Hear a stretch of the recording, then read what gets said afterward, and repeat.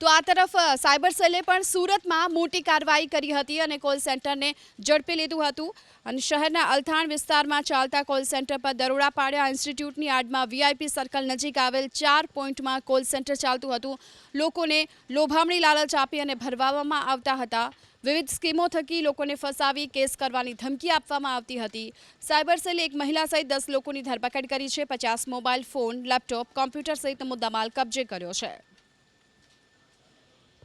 વેસુમાં 4 point કોમ્પ્લેક્સમાંથી ગઈકાલે એક learn and earn TFG service છે એક કોલ સેન્ટર પકડી પાડવામાં આવ્યું છે।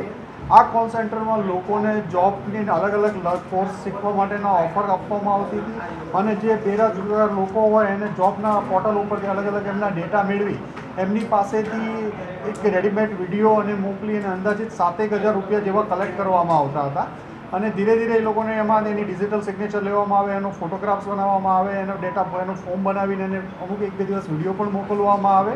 આવી રીતે એક આ ચીટિંગનું ચાલતું હતું। પછી જો 7,000 રૂપિયા મેળવ્યા પછી પણ એમને ન થાય તો આગળ એમને ગ્રાહક સુરક્ષામાં અને એની અલગ અલગ સાઇટ ઉપરની ખોટા ફોટા મોકલી 44,000 રૂપિયા જેટલું બીજા એમની પાસે વધુ માંગવામાં આવતા હતા કે જો આ નહીં આપવામાં આવે તો તમારી પાસેથી લીગલ એક્શન લેવામાં આવશે। એમ ગ્રાહક સુરક્ષાની સાઇટ ઉપર જઈ અને એક આખું એનું ફોર્મ જનરેટ કરે, એની ડિજિટલ સિગ્નેચર, એનું ફોર્મ પહેલેથી હોય તો એ બધું સાથે અપલોડ કરી અને એમને બ્લેકમેલિંગ કરી અને એમની પાસેથી પૈસા વસૂલવામાં આવતા હતા। સાયબર સેલ ને એક માહિતી મળી હતી, એના આધારે ગઈકાલ બપોરથી આ એક ઓપરેશન હાથ ધરવામાં આવ્યું હતું અને ખૂબ સારી રીતે એમનું ઓપરેશન આજ સવાર સુધી વહેલી સવાર સુધી ઓપરેશન ચાલ્યું છે અને 10 લોકોની ધરપકડ કરવામાં આવી।